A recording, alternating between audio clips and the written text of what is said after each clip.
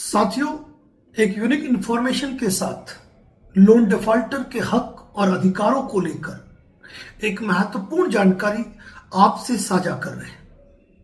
किन्हीं विषम परिस्थिति और आर्थिक हालातों के चलते यदि आप किसी अनसिक्योर्ड लोन का डिफॉल्ट कर चुके हैं, आपने एक ईएमआई नहीं चुकाई, दूसरी नहीं चुकाई या तीसरी नहीं चुकाई, और लोन का डिफॉल्ट होने पर यदि आपको आर्बिट्रेशन का नोटिस आ गया है, तो ऐसी अवस्था में आपको आर्बिट्रेशन नोटिस का रिप्लाई तो देना ही देना है। लेकिन यह वीडियो आपको ध्यान से सुनना इसलिए जरूरी है क्योंकि आर्बिट्रेशन की कार्रवाई के बाद भी, आर्बिट्रेशन नोटिस के जारी होने के बाद भी रिकवरी एजेंट आपके घर की, आपके बिजनेस प्लेस की विजिट करते हैं और आपके ऊपर एक दबाव अधिरोपित करते हैं कि आप ईएमआई का भुगतान करें। ऐसी स्थिति में जब आर्बिट्रेशन की कार्रवाई शुरू हो चुकी है, यानी कि आपको आर्बिट्रेशन का नोटिस आ चुका है, तो वह आर्बिट्रेशन की जो कार्रवाई हुई है ना, वो टोटली अमाउंट के लिए हुई है। यानी कि जितनी भी आपकी आउटस्टैंडिंग है, आपके पेनल्टीज है, आपके जो ईएमआई बाउंसिंग के चार्जेस हैं, अदर जो भी उनकी लेट फीस है, उस सारे अमाउंट को मिलाकर आर्बिट्रेशन का आपको नोटिस भेजा जाता है। अब ऐसी स्थिति में आपको आर्बिट्रेशन का नोटिस आ गया और रिकवरी एजेंट आपके घर पे विजिट करके ये कह रहा है कि अरे ये तो न्यू ही नोटिस आ जाता है, आप इस नोटिस को इग्नोर करो और आप पेमेंट जमा करा दो। आप रिकवरी एजेंट की बातों में आ जाते हो क्योंकि वो कहता है ये कार्रवाई में रुकवा दूंगा। तो इस बात पर कभी यकीन न करें क्योंकि कॉल बुकिंग के दौरान, कई लोगों के बातचीत करने के दौरान ये बातें सामने आई है कि कई लोगों ने रिकवरी एजेंट की इन बातों को भरोसा करके उन्होंने टुकड़ों टुकड़ों में जितनी राशि यथासंभव थी उन्होंने रिकवरी एजेंट के थ्रू जमा करवाई और उन्होंने आर्बिट्रेशन का कोई रिप्लाई दिया ही नहीं।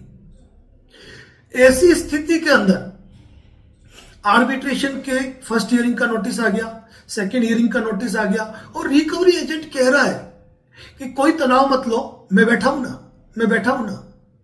और मैं बैठा हूं के चक्कर में वह छोटा छोटा अमाउंट लेके चला गया और हुआ क्या, आर्बिट्रेशन का अवार्ड पास हो गया। और आर्बिट्रेशन के अवार्ड पास होने पर आपके ऊपर दबाव डाला गया कि अब या तो पूरा पैसा जमा कराओ, नहीं तो इस अवार्ड का एग्जीक्यूशन कराएंगे और आपकी प्रॉपर्टी अटैच होगी। तो साथियों, यहां पर आपको स्पष्ट रूप से कहूंगा, जब भी कोई रिकवरी एजेंट आपके पास विजिट करे और यदि आर्बिट्रेशन की कार्रवाई का आपको नोटिस आ चुका है, तो उस नोटिस की कॉपी डायरेक्टली दे किसको, रिकवरी एजेंट को, और खुले रूप से कहे कि अब तुम्हारी कंपनी की ओर से लीगल कार्रवाई शुरू कर दी गई है। और जब लीगल कार्रवाई शुरू कर दी गई है तो आपको कोई अधिकार नहीं है कि आप विजिट करें और मुझसे 1 रुपए की भी वसूली करें। यहां पर उसकी सारी धमकियां थोती होगी, खोखली होगी। यानी कि जितनी भी उसकी धमकियां हैं उनको दरकिनार करें और मजबूती के साथ बोलना सीखें कि ऑलरेडी तुम आर्बिट्रेशन की कार्रवाई शुरू कर चुके हो, ऐसी स्थिति में मैं किसी पेमेंट का भुगतान करूंगा नहीं। और यदि रिकवरी एजेंट को यदि पशोपेश में डालना चाहते हैं, मामले को संजीदा बनाना चाहते हैं, तो उनसे कहिए कि आपकी कंपनी से, कंपनी की मेल आईडी से मुझे एक मेल करवा दीजिए, या जिन आर्बिट्रेटर की मेल आईडी से मेल आया है उनसे एक मेल करवा दीजिए कि आपके आर्बिट्रेशन की प्रोसीडिंग हमने रोक दी है, आप एक ईएमआई जमा करा दो। और देख लीजिए क्या वो रिकवरी एजेंट ये कर पाते हैं? बिल्कुल नहीं, बिल्कुल भी नहीं कर पाएंगे। और कई बार तो ऐसी बातें होती है बड़ी ही अचरज जैसी कि आर्बिट्रेटर को थर्ड पार्टी कह देते हैं। रिकवरी एजेंट कहते हैं अरे वो थर्ड पार्टी, उससे अपना कोई रोल नहीं है, आप तो कंपनी में पैसा जमा कराते रहो, कोई दिक्कत नहीं आएगी। और दिक्कत क्यों नहीं आएगी? पेमेंट भी आपका जमा हो गया, उधर आर्बिट्रेशन का अवार्ड भी पास हो गया, फिर क्या हाईकोर्ट जाके लड़ते रहोगे या फिर एग्जीक्यूशन कोर्ट में जाके जवाब पेश करोगे? आपने कोई आपत्ति ली नहीं।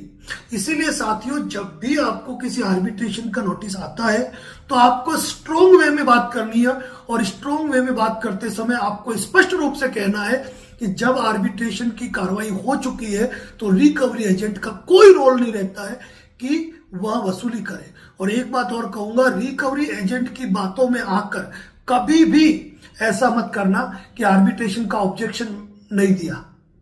आर्बिट्रेशन के हर नोटिस का आपको रिप्लाई देना है।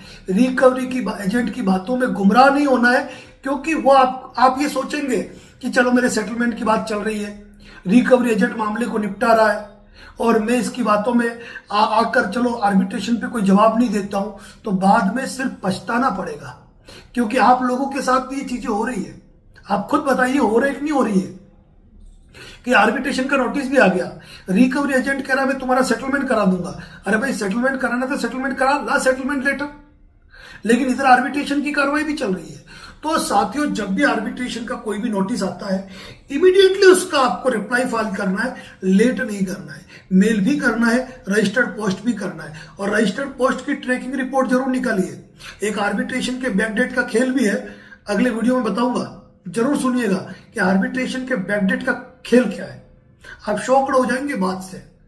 तो साथियों, रिकवरी एजेंट यदि आपके साथ बदसलूकी करता है, धमकाता है, और आर्बिट्रेशन का नोटिस आ गया है आपको, तो फिर अगर आप नहीं बोल पा रहे हो ना, तो ये आपकी कमजोरी है।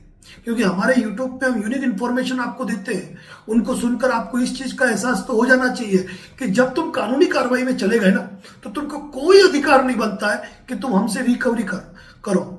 और रिकवरी एजेंट की बातों में आकर, सेटलमेंट की बातों में आकर यदि आर्बिट्रेशन के कोई नोटिस आए, उनका रिप्लाई नहीं दिया ना, तो बाद में पछताना पड़ सकता है। तो ऐसी लापरवाही बिल्कुल भी नहीं करें।